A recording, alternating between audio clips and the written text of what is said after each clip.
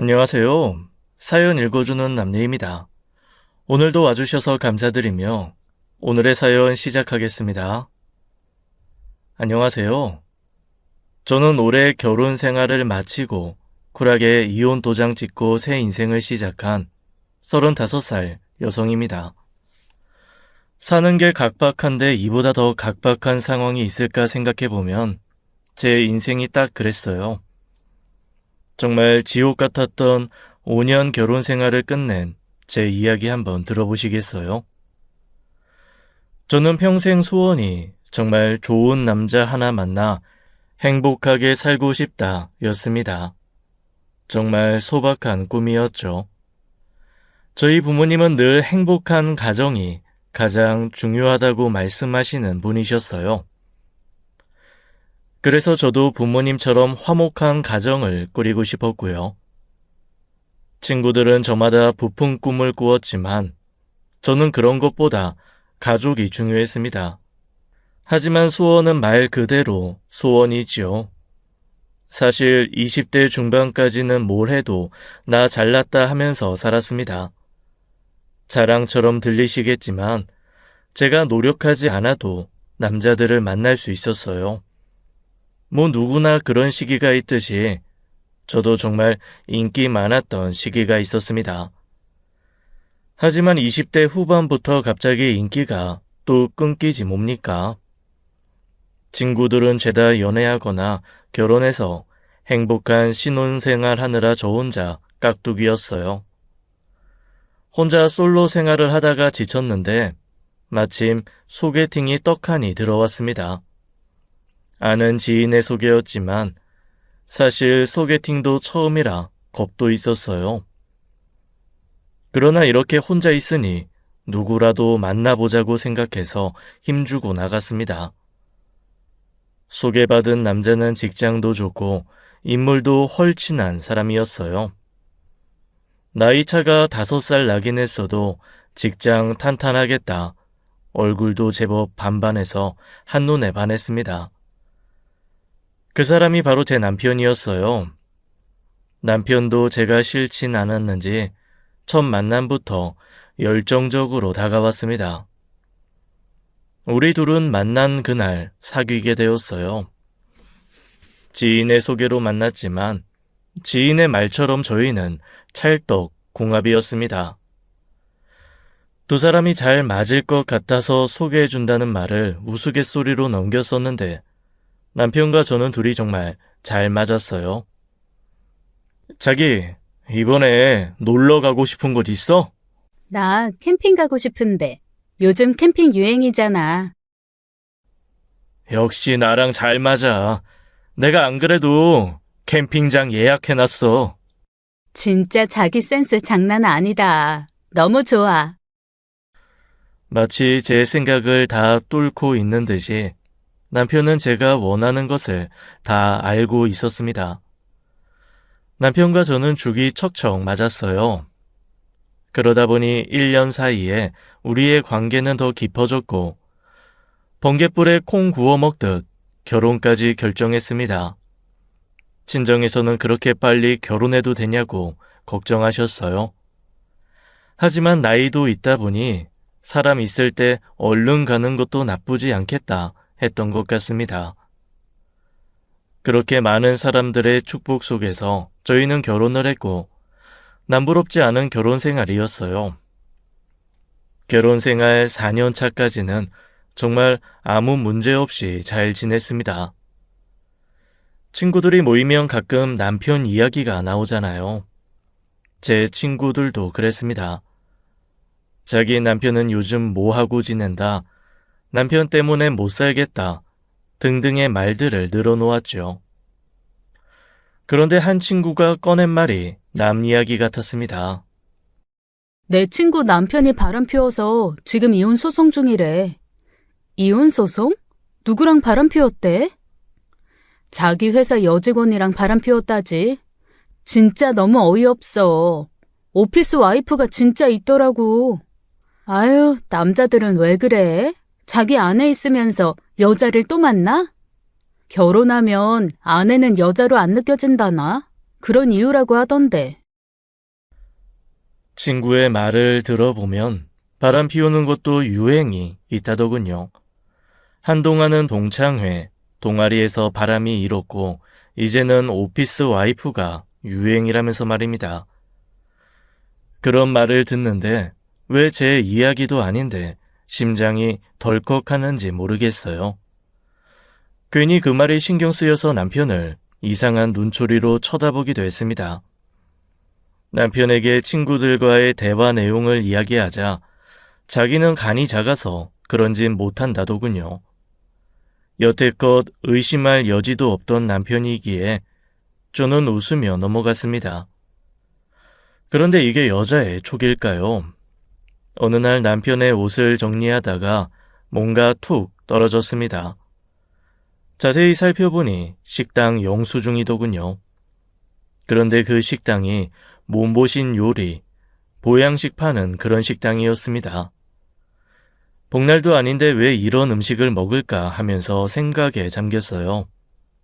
뭔가 이상하다 싶었지만 친구랑 밥 먹을 수도 있는 거니까 하고 넘어갔습니다. 아무 생각 없이 화장대에 두었던 영수증을 보고 남편에게 이거 영수증은 왜 안 버렸냐 하니까 남편이 흠칫하는 표정에 뭔가 느낌이 싸했어요. 그때부터 남편의 행동이 이상하다는 생각이 들었던 것 같습니다. 이후부터 저는 남편의 행동을 살피는 게 습관이 되었어요. 그러다가 하루는 남편과 같이 시댁에 갈 일이 있어서 남편의 차를 탔습니다. 평소에는 제 차를 타고 다니지만 시댁 갈 때는 남편의 큰 차를 타고 다녔어요. 그런데 남편의 차에 앉았는데 엉덩이가 따끔하는 겁니다. 아파서 엉덩이를 들어 살펴보니 그건 귀걸이 한쪽이었어요. 그 순간 심장이 철렁하는 기분이었습니다. 제 남편은 절대 그런 일 없다고 생각했는데 이게 바로 바람이구나 하는 생각이 들었어요.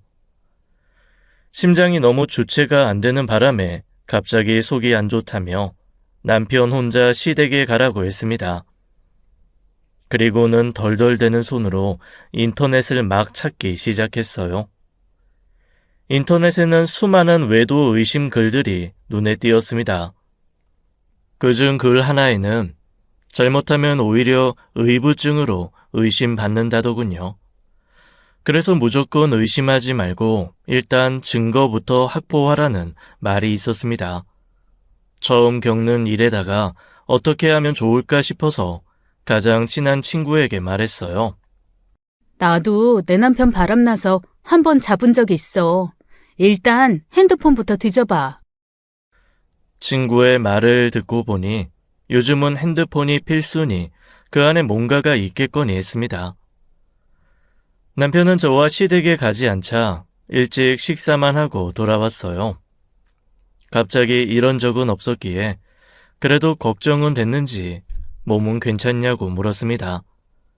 하지만 남편이 바람을 피우고 있다고 생각이 들어 걱정되는 말도 반갑지 않았어요. 그날 밤 저는 남편이 곤히 잠들기만을 기다렸습니다. 사실 원래 제 성격 같았으면 남편에게 화를 내고 뒤집어 엎었을지 모르지만 바람은 장난이 아니잖아요. 이게 단순한 흥미일지 아니면 정말 큰 외도일지 모르니 그래서 제 마음을 다잡고 증거부터 확보하자고 생각했죠. 하지만 웬일인지 남편은 그날따라 잠이 안 온다며 혼자서 영화를 다 보기 시작했습니다. 밤늦게까지 기다리다가 결국 제가 먼저 잠들어 버려서요.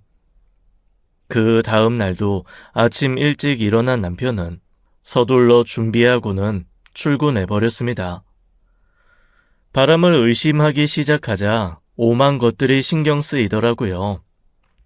일찍 나가길래 그날은 일찍 귀가하겠거니 했으나 남편이 마침 친구들과 술자리가 생겼다고 했습니다. 그래? 오랜만에 만나는 자리니 재밌게 놀다가 들어와. 술자리라서 좀 길어질 수도 있어. 알겠어. 나 먼저 저녁 먹고 쉴게. 평소라면 술자리 있으면 많이 먹지 말라고 잔소리했겠지만 이날은 남편에게 자유 권한을 주었어요. 남편이 술을 많이 먹고 들어오기만을 바랬습니다. 아니나 다를까 고삐 풀린 남편은 술을 징탕 먹고 만취가 되어 들어왔습니다. 남편은 술에 취해서 비틀거리면서 들어오더니 씻지도 않고 잤습니다. 저는 이때다 싶어서 남편의 핸드폰을 열어보았어요. 하지만 이럴 수가. 남편의 핸드폰은 아주 깨끗했습니다.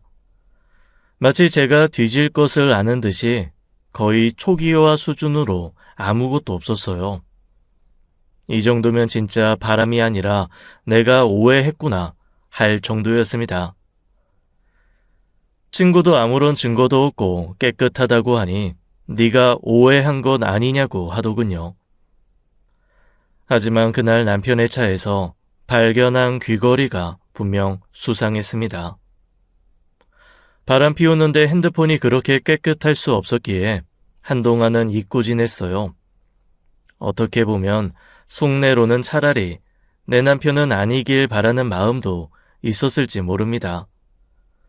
하지만 문득문득 떠오르는 생각 탓에 제 마음속에 폭이란 있을 수 없었습니다.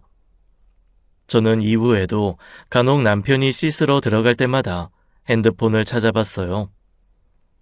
핸드폰에는 전화번호라든지 사진이라든지 뭔가 남아있는 게 없었습니다. 하지만 저는 발견하고야 말았어요. 하루는 회사에서 서류를 하나 보내달라고 하기에 남편의 노트북을 열었습니다. 메일을 보내고는 무심코 서류 양식을 찾는 도중 검색어에 여자 운동화가 있는 것을 발견했어요. 심장이 쿵쾅쿵쾅 뛰었습니다. 평소 제 운동화 사이즈도 모르는 남편이기에 분명 제 것은 아니라는 것을 알고 있었어요. 그래서 회사에는 반차 내고서 남편이 일찍 끝나는 날 미행을 결심했습니다. 나 오늘 친구들 만날 거야. 좀 늦어도 이해해. 아, 그래? 그럼 나도 저녁 먹고 들어갈게. 알겠어. 이따 봐. 저는 태연하게 남편에게 친구들 만날 약속이 있어서 집에 늦게 들어간다고 했어요. 그래야 남편이 경계를 풀고 그 여자를 만나겠거니 했습니다. 그리고서는 남편의 회사 앞에서 몰래 기다렸어요. 회사 끝나는 시각이 되자 남편은 서둘러 차를 끌고 어딘가로 가기 시작했습니다. 회사에서 20분 정도 떨어진 곳까지 가서 차를 세운 남편은 어떤 여자와 만났어요. 설마 했던 의심이 확신이 서자 저는 불안함과 함께 배신감이 들기 시작했습니다. 저 자식이 미쳤나? 감히 나를 놔두고 바람을 피워? 저는 서둘러 차에서 내려서 그 현장을 덮치려고 했어요. 남편은 웃으며 그 여자와 이야기를 하고 있었습니다. 당장이라도 그 여자의 면상도 보고 싶었고 남편의 웃는 얼굴을 한 대 갈겨야겠다고 생각했죠. 그리고 빨리 이 현장을 잡지 않으면 놓쳐버리고 만다는 생각이 들어서 차를 급히 세웠습니다. 서둘러 차 문을 열고 내리려는데 차에서 내리려는 순간 뒤에서 누가 제 차를 들이박았습니다. 하차, 사고가 나버렸어요. 하필 이런 순간에 누가 내 차까지 들이받는 건지 열이 뻗쳤습니다. 대수롭지 않은 사고였기에 저는 상대 운전자에게 난 괜찮으니 가라고 했어요. 당장이라도 두 사람이 자리를 뜰 것 같은데 여기서 잡혀있을 시간이 없었습니다. 하지만 제 차를 박은 가해자가 자꾸 저에게 연락처를 달라고 하고 경찰을 불렀어요. 저 정말 괜찮아요. 그러니까 그냥 가시라고요. 저 진짜 급해요. 안 돼요. 경찰 불렀으니 기다리세요. 그러다가 뺑소니로 신고하려고요? 신고 안 해요. 안 한다고요. 저 좀 가볼게요. 저는 급하다며 가해자에게 사정했지만 가해자는 안 된다며 저를 붙들었습니다. 그렇게 실랑이 하는 사이 남편은 그 여자와 함께 차를 타고 가버렸어요. 진짜 절망적이었습니다. 현장을 잡아서 바로 두 사람을 혼내줬어야 하는데 그러지 못하는 게 너무 억울했어요. 집에 들어가서 쉬고 있었더니 남편이 들어왔습니다. 그리고는 태연하게 말했어요. 나 친구 만나서 밥 먹고 들어왔어. 그래? 친구 누구? 제가 친구 누구냐고 묻자 남편은 당황했는지 동창이라고 하면서 씻으러 들어갔습니다. 그냥 사실 여자였고 누구였다고 말했다면 저는 더는 오해하지 않았을 거예요. 하지만 남편의 태도만 봐도 내게 숨기는 것이 있구나 하는 것이 확실하게 알 수 있었습니다. 저는 곧 남편을 다시 미행하기로 했어요. 회사에는 죄송스러웠지만 제가 제정신으로 일을 할 수가 없어서 병가를 내고 쉬었습니다. 남편은 제가 동창회에 있다는 소리에 신이 난 듯 알겠다고 했어요. 그리고 저는 또 남편을 미행하기 시작했습니다. 남편은 회사에서 나오자마자 빨리 차를 몰고 달렸어요. 얼굴에는 웃음이 한가득했습니다. 배신감이 치솟아 저는 달리는 남편의 차를 뒤쫓았어요. 그러다가 남편의 차가 어떤 트럭에 가려 안 보이는 거예요. 저리 비켜! 안 보인다고! 트럭이 지나가는 순간 남편의 차는 보이지 않고 두 갈래 길이 나왔습니다. 50대 50대 확률이었어요. 무조건 오른쪽으로 꺾어보자 해서 최대의 속도로 달려갔습니다. 좀 더 달리다 보니 다행히 남편의 차 뒷공무니가 보였어요. 그대로 달리던 차는 어떤 한적한 시골의 카페에 멈춰섰습니다. 저는 속으로 망할 놈의 자식이라며 남편을 욕하면서 남편이 들어간 카페를 살폈어요. 남편은 카페에 들어가 그 여자와 웃으며 이야기를 나누는 모습이었습니다. 야, 이 나쁜 자식아! 네가 그러고도 사람 새끼야? 여보? 이것 좀 나. 내가 나타나니까 겁나니? 뭐 달고 태어난 놈은 믿을 게 없다고 딱 너를 말한 거네. 여보, 오해야, 오해. 웃기고 있네. 야, 이년아. 넌 안에 있는 남자랑 만나서 불륜을 저지르고 싶니? 아니라니까, 여보. 이 사람, 내 누나야. 뭐? 저는 흥분해서 남편의 뒷머리채를 잡고 소리 질렀어요. 남편은 아프다면서 저에게 손 좀 놓고 말하라고 했습니다. 저는 씩씩대다가 누나라는 남편의 말을 듣고 벙쪘어요. 그도 그런 게 결혼한 지 4년이나 되었지만 남편에게 누나가 있다는 말은 처음 들었으니까요. 남편은 그 여자가 불륜녀가 아닌 이복 누나라고 말하더군요. 솔직히 저는 믿을 수가 없어서 둘을 번갈아 봤어요. 이복 누나여도 누난데 이렇게 안 닮았어? 남매가 뭐 다 닮았냐? 외탁, 친탁 다 다르지. 제 말에 남편은 자기가 아버지가 외도로 낳은 자식이라 말할 수 없었다고 했어요. 저도 결혼 전에 시부모님이 이미 돌아가신 상황이라 그런 사실은 전혀 몰랐습니다. 그저 부모님이 안 계신 남편이 안쓰러워 더 애정을 주었던 것도 사실이었어요. 남편은 자신이 외도로 태어난 아들이라는 걸 알면 제가 실망할까봐 계속 말하지 못했다고 했습니다. 그리고 만약 제가 이 사실을 알았다면 결혼을 했겠냐고 물어봤어요. 사실 그런 일은 한 번도 생각해 본 적이 없었기에 저는 뭐라 답을 하기가 어려웠습니다. 남편은 겁을 하면서 너도 이렇게 나오는데 내가 어떻게 말하겠냐고 했어요.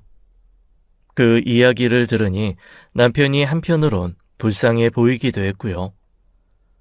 엄마는 달라도 우리는 남매니까 최근 들어서 서로 연락 트고 자주 만났어. 근처에서 만나면 왠지 오해받을 것 같아서 외곽에서 만난 거야. 남편은 이런 사실을 말할 수 없었지만 이제서야 속이 시원하다며 털어놓았어요. 그리고 제가 오해할 만한 거라며 미안하다고 사과했습니다. 하지만 남편의 그런 말을 듣고도 왠지 찜찜했어요. 이렇게 알게 됐으니 반갑네. 앞으로 우리 잘 지내봐요. 남편의 누이라는 사람은 예쁘장하게 생긴 얼굴로 눈웃음을 지으며 저에게 웃었어요. 솔직히 저를 언제 봤다고 그렇게 웃으며 이야기하는지 기분 이상했어요.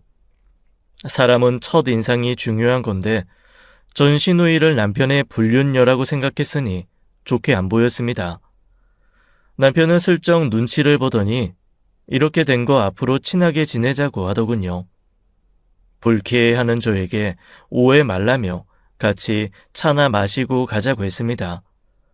하지만 같이 차 마시는 동안 저보다 아주 둘은 죽이 잘 맞는데 그마저도 왠지 기분이 이상했어요. 집으로 가는데 남편은 시누이를 데려다 주겠다고 출발했고 저는 먼저 집으로 돌아왔습니다. 시누이를 데려다 준다는 남편은 2시간이나 넘어서 들어왔어요. 누나 데려다 준다더니 왜 이렇게 늦어? 집 앞에서 차 안에서 이야기하다 보니 그렇게 됐네. 우리 인연이 좀 깊잖아. 아무리 그래도 그렇지. 솔직히 이런 중요한 일을 나한테 말했어야 하는 거 아니야?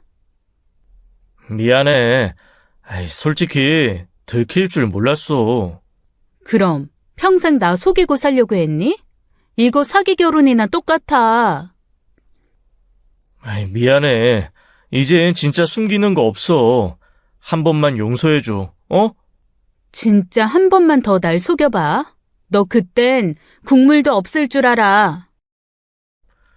남편은 굽신대면서 저에게 쩔쩔맸어요. 솔직히 남편이 외도해서 낳은 자식이라는 것도 기분이 좋지 않은데 처음 보는 시누이가 생겼으니 제 심정이 어땠겠어요. 진짜 그날은 남편의 밉상 맞은 얼굴을 몇 번이나 꼬집고 난 후에야 잠이 왔습니다. 어쨌든 부모도 안 계신데 시누이라는 사람이 있으니 서로 왕래가 잦아지기 시작했어요. 고삐가 풀린 듯한 남편은 뭐만 생기면 시누이에게 가져다 주자고 했습니다. 없던 시댁 식구가 생겼는데 남편은 속 편해 보였어요. 집에 건강식품이라도 선물 들어오면 냉큼 가져다가 시누이에게 갖다 줬습니다. 저는 그런 남편이 정말 짜증이 나기도 했어요. 야, 네 누나한테 하는 거에 10분의 1이라도 우리 부모님한테 해봐라. 나쁜 자식아. 알았어. 장인 장모님한테 이번에 용돈 좀 보내드려. 그래 놓고는 시누이에게도 줄 선물을 보고 있더군요. 혼자 사는데 필요한 게 많다면서 직접 챙기는 성의를 보였습니다. 나한테 그렇게 관심을 보였다면 밉상 맞아 보이진 않았을 거예요. 자기 누나라고 끔찍히 챙기는 것 같아서 괜히 기분이 나쁘기도 하고 이상하게 그 시누이에게는 정이 안 갔습니다. 남편은 툭하면 혼자 사는 시누이가 걱정된다며 밤이고 낮이고 이것저것 사다 나르고 전화도 자주 했어요. 저에게는 그러지 않던 사람이 시누이와 통화만 하면 화기애애하고 애교까지 부렸습니다. 그런 남편을 아기 다루듯 하는 시누이가 더 밉상이구나 싶었어요. 그러다가 하루는 볼 일이 있어서 마트에 갔는데 거기서 오랜만에 시고모님을 뵀습니다. 평소에 잘 뵐 일이 없었는데 근처 친구네 집에 가시는 길에 선물을 사려고 들렸다고 하셨어요. 저는 그런 고모님께 생각을 좀 하다가 시누이에 대해 여쭤봤습니다. 고모님, 최근에 그이 누나랑 만났는데요. 원래 연락 안 하고 지내세요? 동헌이 누나? 동헌이한테 누나가 어딨어? 네? 그이는 배다른 이복 누나가 있다고 하던데요. 아이고, 무슨 해괴 망측한 소리야. 네 시아버지 그런 사람 아니다. 네가 오해한 거야. 뭐라고요? 정말 없던 일인 거죠? 저는 진짜 머리가 뱅뱅 도는 것 같았어요. 시 고모님을 만나지 않았다면 남편의 거짓말을 지금까지 까맣게 모를 수밖에 없었습니다. 시 고모님은 펄쩍 뛰시며 시아버지는 외도라는 걸 끔찍히 싫어하는 사람이라고 했어요. 이 새끼가 정말 나한테 가족으로 사기를 쳐?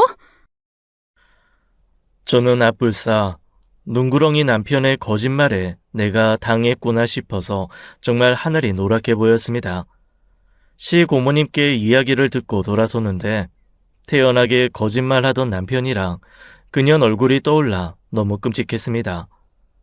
저를 속인 만큼 그 년놈들에게 복수를 꼭 해주자 다짐했죠. 두 사람은 얼굴에 철판을 깔고 제 앞에서 남매 노릇을 하던 모습이 자꾸 떠올랐어요. 이것들을 어떻게 해야 하나 고민 많이 했습니다. 그리고는 남편에게 작정하고 시누이의 집에 가자고 했더니 멍청한 남편은 좋다고 하더군요. 시누이의 집에 가보니 두 사람이 다정하게 찍은 사진이 있었습니다. 그 사진을 보는데 너무 열받았어요. 저는 뒤늦게 만난 남매라 핏줄이 당겨 애정이 깊냐는 식으로 비아냥댔습니다. 사진을 보더니 불륜녀는 남편을 보며 씩 웃기만 했어요. 저는 일부러 실수인 척 그 액자를 탁 쳐서 깨버렸습니다. 어머, 실수했어요. 어쩜 좋아요? 아, 이거 아끼던 액자인데 어쩔 수 없지. 괜찮아. 불륜녀는 제가 액자를 깨자 표정이 일그러졌지만 남편이 있어서 그런지 애써 괜찮다고 말했어요. 저는 불륜녀와 남편이 액자를 치우는 사이에 화장실에 가서 그 여자의 칫솔을 훔쳤습니다. 그러면서 웃긴 것이 옆에 남편의 칫솔도 버젓이 있더군요. 열받은 저는 남편의 칫솔을 변기에 쓱 한번 닦아서는 얹어놓고 나왔어요. 나중에 꼭 그 칫솔로 이 닦기를 바라면서 말입니다. 제가 당한 것에 비하면 그 정도 복수는 애교죠. 그 다음날 저는 두 사람의 칫솔을 가지고 유전자 검사를 신청했습니다. 두 사람이 발뺌 못하게 확실하게 잡을 수 있어야 한다고 생각했으니까요. 유전자 검사 결과가 나오는 날 솔직히 마음이 복잡했습니다. 아니었으면 좋겠다는 마음도 있었지만 걸리기만 해보라는 생각이었어요. 역시나 두 사람의 검사 결과는 빼도 박도 못하는 완벽한 남이라고 나왔습니다. 서로를 바라보는 그 눈빛은 남매의 눈빛이라고 볼 수 없었죠. 남편은 그 여자와 있는 현장을 저에게 딱 걸리니 자기 부모님을 팔아 누나라고 둘러댄 것이었습니다. 완벽한 남편의 속임수에 당하고 만 것이었어요. 저는 제 앞에서 애교 떨던 남편의 면상과 눈웃음을 쪼개던 불륜녀를 떠올리면서 분노에 차서 복수를 다짐했어요. 이 개자식과 개상년, 너넨 내 손에 죽었어. 그 둘을 생각하면 바로 불러서 혼내주고 싶었지만 그렇게 가볍게 넘기고 싶진 않았습니다. 내가 당한 만큼 그 둘도 꼭 피눈물을 흘리게 해주겠다고 생각했죠. 남편과 그 불륜녀의 가증스러운 면상을 떠올리며 어떻게 할까 잠도 못 자고 고민했습니다. 옆에서 늘어지게 자는 남편의 얼굴을 휘갈겨 주고 싶은 마음을 꾹 억누르면서 말이에요. 다음 날 여보, 친척들한테 누나 소개하고 같이 모이는 건 어때? 뭐? 아이, 갑자기 왜 소개해? 뭐 그렇잖아. 배달이긴 해도 남맨데 이렇게 떨어져 살아야겠어? 누나가 불편할 수도 있고, 아이, 좀 그렇지. 형님이 왜 불편해? 솔직히 불편하면 외도로 낳은 자기가 불편해야지. 그렇긴 한데, 어차피 우리끼리 오가고 있는데 뭘. 그러니까 이번 추석 때 가족 모임에 데리고 가자. 일단 누나하고 상의 좀 해볼게. 남편은 제가 불륜녀를 친척들에게 소개하자며 추석 모임에 데려가자 하니 당황해하는 것 같았습니다. 얼마나 놀랐는지 식은땀을 뻘뻘 흘리더군요. 그런 모습이 웃기기만 했습니다. 저는 일부러 전화를 들어 시 고모님에게 전화하려고 하자 남편이 제 전화를 빼앗았어요. 너무 놀라시게 하지 말고 전화부터 드리려고 한다니까 남편은 그럴 필요 없다며 자기가 이야기하겠다고 했습니다. 그날부터 제가 전화만 들기만 하면 남편은 긴장해서는 옆에서 안절부절 못했어요. 혹시라도 그 사실을 말할까봐 겁이 났던 거겠죠. 그렇게 말로만 해서는 안 되겠다 해서 그 둘을 혼내주려고 고모님과 약속을 잡았습니다. 그리고는 카페로 그 불륜녀를 불렀어요. 불륜녀는 저와 누군가 앉아있자 남편에게 이야기 들은 게 생각났는지 후다닥 내빼버렸습니다. 저는 그런 불륜녀를 뛰어가서 붙잡았어요. 왜 그냥 가세요? 고모님이랑 인사시켜드리려고 했는데요. 아, 갑자기 급한 일이 생겨서 미안해. 다음에 내가 따로 인사드릴게. 그래도 사람 성의가 있지. 어른이 밖까지 나오셨는데 어쩜 너무 예의가 없으시네요. 그치. 내가 정말 미안해. 다음에 크게 한턱 쏠게. 오늘은 안 되겠다. 다음엔 얼굴이라도 비추시고 인사 제대로 하세요. 안 그럼 저 화낼 거예요. 불륜녀는 진땀을 빼며 알겠다고 하면서 서둘러 뛰어가 버렸습니다. 그 정도로 겁을 먹다니 그만한 심장으로 바람을 잘도 피웠다 싶었죠. 그날 남편은 불륜녀에게 이야기를 들었는지 저보고 시고모님을 만났냐고 물었습니다. 저는 몇십 년 만에 만난 누이 얼굴 한번 보여드리려고 했다고 하니 남편은 아무 말도 못한 채 혼자 끙끙 앓더군요. 저는 이런 작은 복수로는 성에 차지도 않았습니다. 남편에게 매일같이 친척들 모일 때 누나를 데려가자며 이야기했더니 남편은 별별 핑계를 다 댔습니다. 누나가 그 소식에 충격을 받아서 자기의 연락을 피한다면서 말이에요. 저는 그러면 어차피 가족인데 만나야 한다면 제가 직접 설득해 보겠다고 했죠. 그랬더니 남편은 아니라면서 저에게 다음 모임에 꼭 부르겠다고 했습니다. 하지만 핏줄도 아닌 자기 불륜녀를 가족 모임에 당연히 부를 수 없었겠죠. 저는 어차피 친척들 모여서 얼굴 좀 트고 살자며 시댁 식구들을 집으로 부르겠다고 남편을 겁줬어요. 남편은 불륜녀가 해외여행을 가서 바쁘다며 다음으로 미루자고 했습니다. 불륜을 감추기 위해 참 애쓰는 모습에 찌질해 보였어요. 그런 사실을 듣고 나서 제가 자꾸 부르자 불륜녀는 저와 같이 만나는 것도 불편해했습니다. 그러고는 만나자고 하면 아프다 바쁘다 할 일이 있다며 둘러댔어요. 그러면서 자기 둘끼리 뭐라고 통화하는지 남편은 쩔쩔매면서 통화하는 게 보였습니다.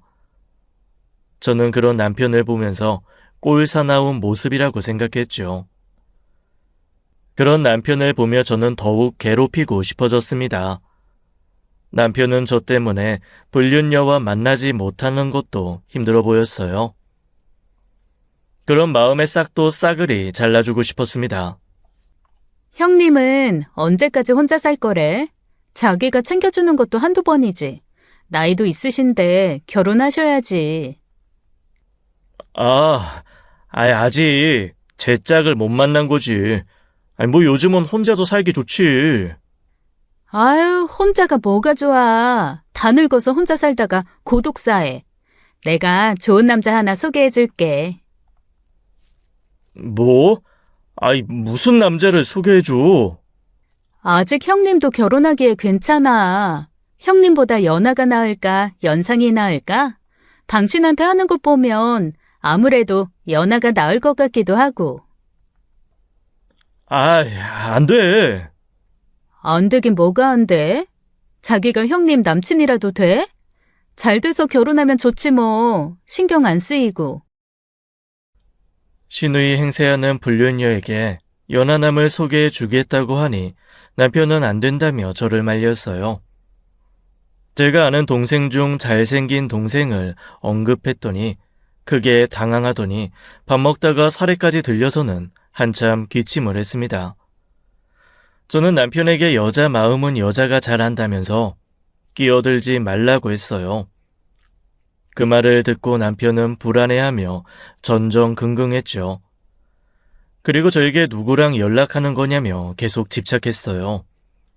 하지만 저는 남편의 집착에 신경 쓰지 않고 계속 연락을 주고받았죠. 그러자 남편은 화가 났는지 내가 먼저 만나보겠다고까지 말했어요. 저는 불륜녀와 셋이 만날 때 그녀에게 잘생긴 동생 사진을 보여주었습니다. 불륜녀는 슬슬 남편의 눈치를 보면서 사진을 뚫어지게 보더군요. 남편보다 잘생긴 얼굴이 내심 마음에 들었나 봅니다.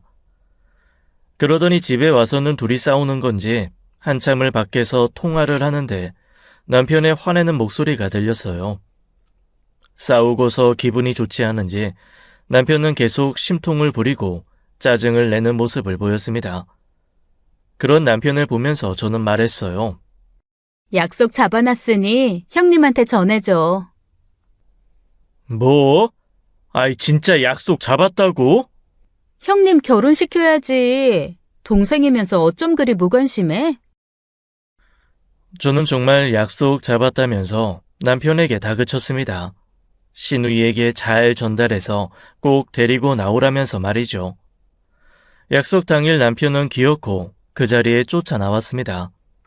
하지만 소개팅은 거짓말이었기에 불발됐고 그런 불륜녀를 보면서 남편은 화가 난 것 같았습니다. 저는 그 자리에서 밥이나 먹고 가자고 했는데 남편은 짜증이 났는지 티는 내지 못하더군요. 그 일로 둘이 다퉜는지 한동안 셋이 보자고 하면 질색하면서 피했습니다. 저는 그런 남편을 더 열받게 만들기로 했어요. 둘이 어찌 풀었는지 모르지만 또 시누이 집에 간다고 하면서 나가는 남편에게 같이 가자고 했습니다. 저녁 시간에 둘이 만나는 것은 곧 뻔한 일이니까요. 남편은 제게 집에 있으라 했지만 저는 둘이 내 험담을 하는 거 아니냐며 쫓아갔습니다. 가는 동안 제가 깜짝 서프라이즈를 해줄 테니 신우에게 말하지 말라고 방문했죠. 남편을 먼저 들이밀고 들어가자 불륜녀는 슬립 하나만 걸치고 나왔더군요. 제가 뒤에서 깜짝 놀라게 하자 불륜녀는 얼굴이 시뻘게 져서는 급하게 화장실로 들어갔습니다. 누구 남자 불렀나 봐요. 제가 다 부끄럽네요. 사귀는 사람도 없는데 무슨 남자야. 요즘은 사귀지 않아도 같이 잠만 자는 사람들도 많대. 제 말에 남편은 얼굴이 불그락 푸르락 하면서 어쩔 줄 몰라 했어요. 저는 남편에게 불륜녀의 집에 혼자 가지 말라고 했습니다. 다른 사람들이 보면 남편과 그렇고 그런 사이인 줄 오해하겠다면서 말이죠. 저는 계속 불륜녀에게 다른 남자가 있는 것 아니냐며 캐물었는데 남편은 순간 버럭하고 소리쳤습니다. 자기 여자에게 다른 남자가 있다는 생각만으로도 분노가 일었는지 화를 내더군요. 저는 미쳤냐며 시누이가 애도 아니고 남자가 있어도 벌써 여럿은 있었겠지 하며 말했습니다. 대답 안 하는 불륜녀와 그 이야기를 들은 남편은 불안했나 봐요. 집에 와서는 참지 못하고 시누이에게 할 말이 있다며 전화통을 한참 붙들었습니다. 집착하는 남편을 보며 저는 남편에게 더 정남이가 떨어졌어요. 남편은 불륜녀와 이야기가 잘 안 됐는지 밤새 잠도 못 자고 뒤척였습니다. 저는 그럴수록 남편이 못나 보였고 더 압박을 가했어요. 자기가 너무 형님 신경 쓰고 걱정하니까 이젠 진짜 결혼 상대 소개해야겠어. 알아서 잘하겠지. 왜 자꾸 남자 타령이야? 중이 제 머리 못 깎는데 내가 결혼정보 회사도 알아봤어. 아니, 뭐 결혼하는데 돈을 들여. 형님 나이 생각해봐. 결혼정보 회사 가면 원하는 남자들하고 소개팅하면 빨리 갈 수 있어. 남편은 제 말에 이러지도 못하고 저러지도 못하고 안달이 났습니다. 저는 일부러 남편 드러나며 불륜녀에게 원하는 남자 타입을 알려달라고 하며 말했어요. 불륜녀가 말하는 남자 유형을 말하자 남편은 기분이 좋지 않은지 벌떡 일어나 밖으로 나갔습니다. 제가 정말 결혼까지 밀어붙일까봐 속이 꽤 타는 것 같았어요. 저는 다음 날 쿨하게 남편 카드로 불륜녀를 결혼정보회사에 가입시켜줬습니다. 남편은 어떻게 이걸 자기 카드로 긁냐며 흥분했지만 저는 말했어요. 내가 늙어서 형님 시중까지 들어야 돼? 그리고 다 늙은 형님 좀 그만 쫓아다녀. 마마보이도 아니고 창피한 줄 알아. 제 말에 남편은 부끄러웠는지 말도 못하고 끙끙 앓는 것 같았습니다. 자기 돈으로 불륜녀의 결혼정보회사까지 등록해주니 배알이 꼴렸을 거예요. 속으로 너무 통쾌했어요. 결혼정보회사가 그렇게 비싼지 몰랐는데 남편은 그것도 속이 쓰렸나 봐요. 불륜녀와 만날 때마다 제가 쫓아다니니 저를 따돌리려고도 많이 했습니다. 하지만 저를 따돌릴 수는 없었죠. 남편은 자기가 다른 짓을 하는 것도 아닌데 왜 이렇게 쫓아다니냐고 하더군요. 집에 나만 놔두고 맨날 어딜 그렇게 다녀? 치사하게. 나도 같이 다닐 거야. 애처럼 왜 그래? 누나랑 할 이야기 있다고. 내가 남이야? 무슨 이야기를 그렇게 하는지 나도 좀 듣자. 집에 좀 있어. 다음에 같이 보면 되잖아. 싫어. 나도 같이 놀아. 아니면 내가 다른 친구 한 명 더 부를까? 남편은 결사 반대했지만 저는 제가 아는 친구를 부르겠다고 했습니다. 그리고는 제가 아는 친구 중 정말 멋진 남자 사람 친구 한 명을 불렀어요. 그 친구에게는 사전 설명을 해놓고 그 불륜녀를 꼬연해보자 했습니다. 남자 사람 친구는 남편과 불륜녀가 저에게 그런 행동을 한 것을 생각하면 가만두고 싶지 않다고 했어요. 다 같이 만나고 제가 그 친구와 친한 모습을 보이자 남편도 신경 쓰는 것 같았습니다. 그리고 불륜녀 역시 그 친구의 시선을 끌고 싶어하는 눈치였어요. 남편은 나이가 있었지만 그 친구는 키도 크고 저와 동갑이라 솔직히 좀 더 시선 끌만한 사람이었죠. 친구여도 그렇지 너무 친하게 지내는 거 아니야? 형님이랑 잘 되게 해주려고 부른 거야. 다른 신경 쓰지 마. 남편은 제가 그 친구랑 친하게 지내는 것도 싫고 불륜녀와 그 친구랑 사이가 좋은 것도 싫었나 봅니다. 밥 먹다가 흘리기도 하고 계속 뚫어지게 그 친구에게만 시선을 주고 있었어요. 그러다가 불륜녀가 술을 마시다가 흘리자 제 친구가 적극적으로 닦아주는 걸 보고 폭발했습니다. 그 손 떼! 어디 함부로? 여보, 되게 예민하다. 흘리면 닦아줄 수도 있지. 그래, 동원아. 난 괜찮아. 불륜녀는 그 친구에게 빠져서 눈치가 없이 남편에게 자기는 괜찮으니 놔두라고 했어요. 남편은 그 친구의 손이 불륜녀에게 닿는 걸 보고는 화가 머리끝까지 치밀어 올랐는지 짜증을 내다가 옆에 있던 화로에 옷까지 태워 먹었습니다.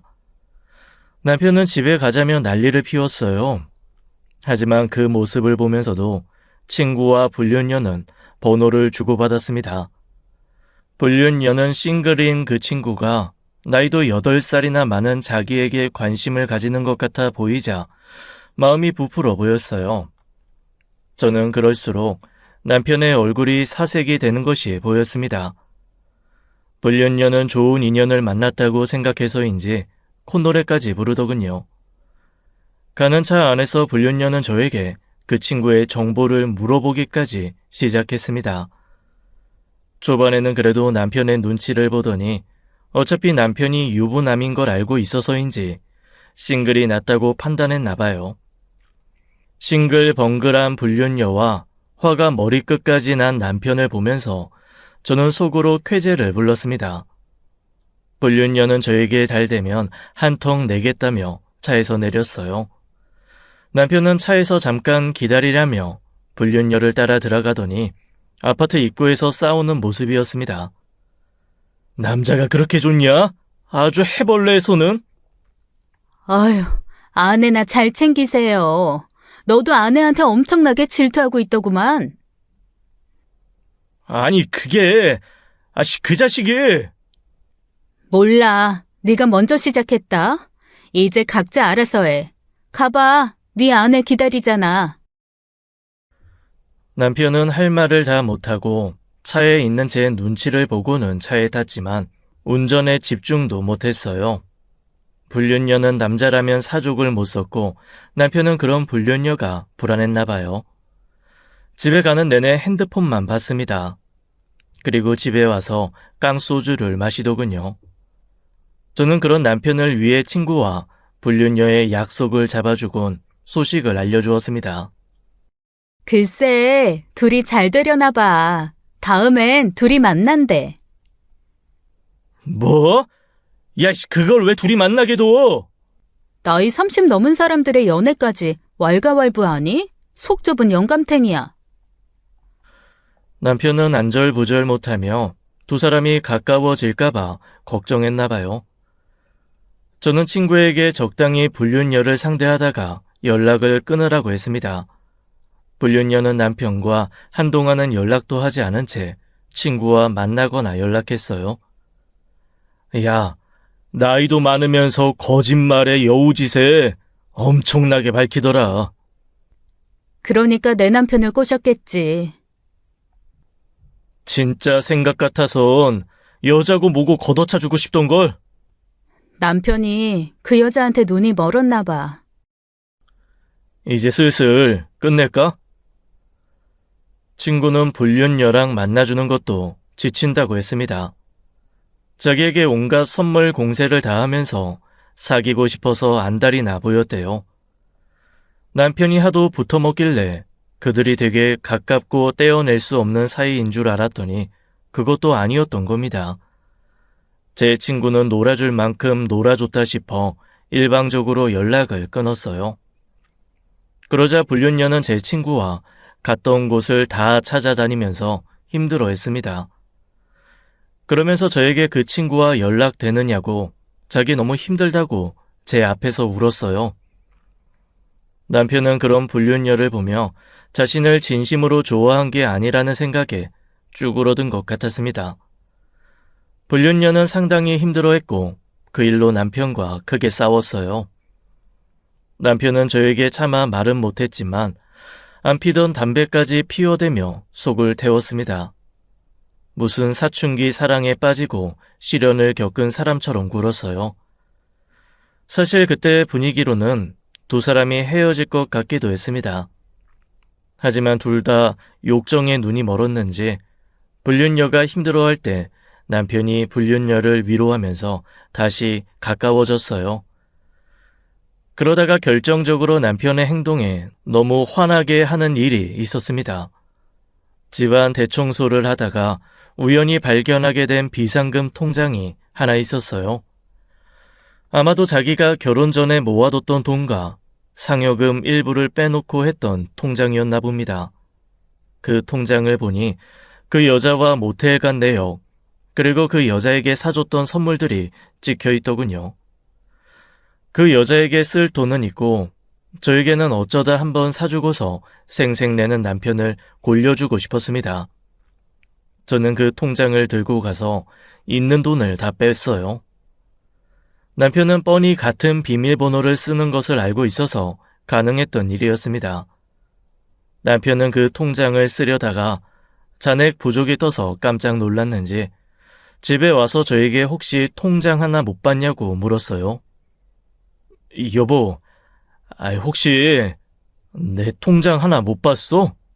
무슨 통장? 그게... 남편은 차마 저에게 비상금 통장이 있다는 걸 말하기 어려웠는지 아니라고 하고서 말을 아꼈습니다. 저는 그런 남편의 뒤통수를 집에 있던 두꺼운 책으로 세게 내려쳤어요. 남편은 갑자기 왜 이러냐고 저에게 짜증을 냈지만 저는 그의 눈앞에 그 통장을 집어던졌습니다. 어떻게 이걸... 집에 두고 이걸 내가 발견 못할 거로 생각한 네 머리는 돌덩이니? 혹시 열어봤어? 너 바람 피우면서도 돈도 잘 쓰더라. 부모 팔아가면서 바람 피우면 좋냐?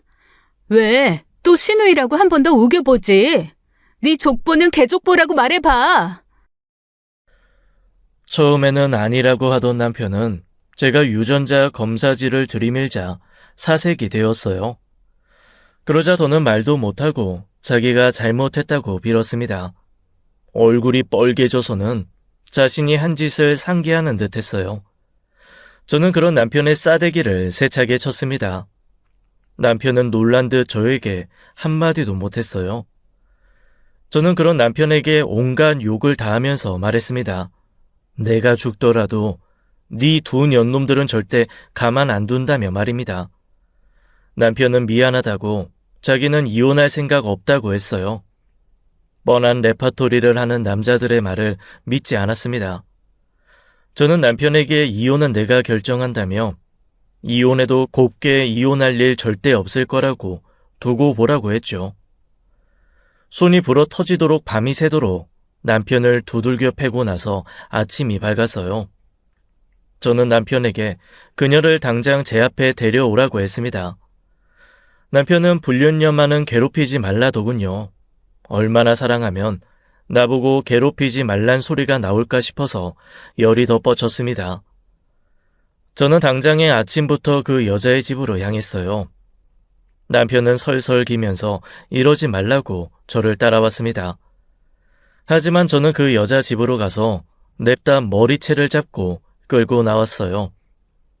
그리고 아파트 앞에서 아프다고 소리치는 여자를 내팽개치고는 여자의 실체를 밝혔습니다. 이 쌍것이 바로 내 남편 꼬여낸 늙은 여우입니다. 둘이서 남매라면서 붙어먹었네요. 이것들을 살릴까요? 죽일까요? 제 말에 아파트 사람들이 한둘 나오더니 누구냐며 수군대기 시작했어요. 불륜녀는 제 발목을 잡고 집안에서 해결하자며 자기가 미안하다고 울며 빌었습니다. 하지만 저는 그런 불륜녀의 말은 들리지 않았어요. 남편은 자기의 얼굴도 알려질까봐 불륜녀의 곁에 있지도 못하고 나무 뒤에서 쩔쩔매고 있었습니다. 아파트가 작은 아파트라 그런지 금방 불륜녀의 얼굴을 알아보는 사람들이 생겼고 수군대더군요. 불륜녀는 그런 게 아니라며 울부짖었습니다. 하지만 사람들의 말소리가 저에게도 들려왔어요. 나이에 걸맞지 않게 짧은 것 입고 남자랑 팔짱 끼고 들어갈 때부터 알아봤다. 여자 혼자 살면서 결혼한 남자를 꼬이다니 미친 거다 라는 소리들을 말입니다. 남편은 보다 못해서 불륜녀를 부축하러 나왔지만 사람들의 소리에 질겁했어요. 그 자기 안에 두고 다른 여자와 바람난 면상 좀 봅시다. 남편은 주민들의 말에 겉옷을 자기의 머리에 걸친 뒤 불륜녀를 부축했습니다. 불륜녀는 그런 남편을 보더니 황당하다는 표정이었어요. 자기의 얼굴은 다 보이는데 남편 얼굴만 숨기는 꼴을 말입니다. 저는 그런 남편의 머리채를 잡고는 얼굴을 공개했어요. 남편은 부축하던 불륜녀를 팽개치고는 자기 얼굴을 후다닥 가렸습니다. 머리 좀 놔줘. 내가 잘못했어. 미안해 여보. 여보라는 소리도 하지 마. 더러우니까. 남편은 계속 저에게 미안하다고 했고 불륜녀는 자빠진 상태로 망연자실해서 울고만 있었어요. 오히려 몇몇 주민들은 잘한다며 저에게 힘내라는 응원까지 해주셨습니다. 저를 속이고 행동했던 그 두 년놈들에게 이 정도는 아무것도 아니라고 생각했습니다. 그리고 저는 분이 안 풀려서 기존에 제가 알던 남편의 지인들에게도 말했어요. 남편이 친누나와 바람이 났네요. 어쩌면 좋죠? 저 이대로 살 수 있을까요?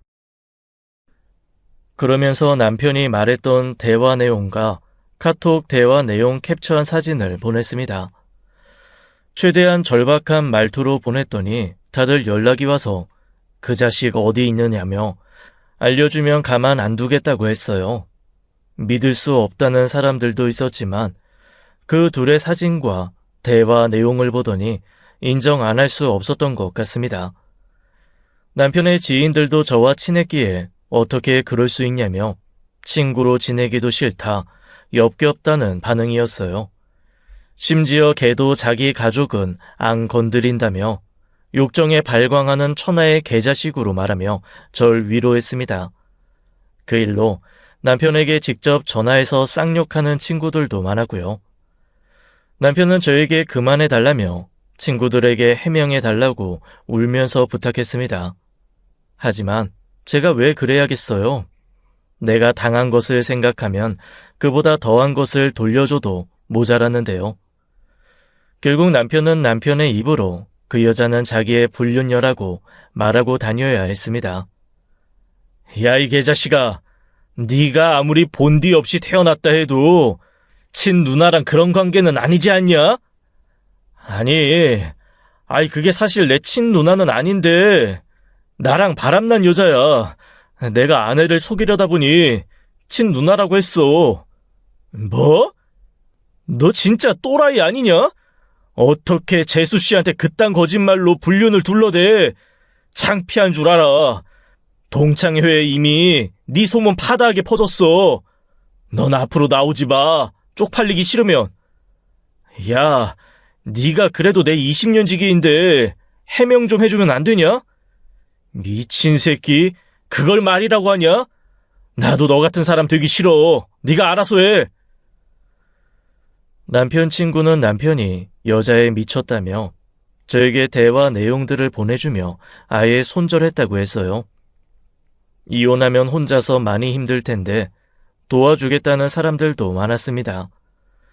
그런 모습을 보면 제가 헛산 건 아니었어요. 남편 친구들은 하나같이 저 자식하고 어울리면 같은 인간 말종 된다며 남편을 피하기 시작했습니다.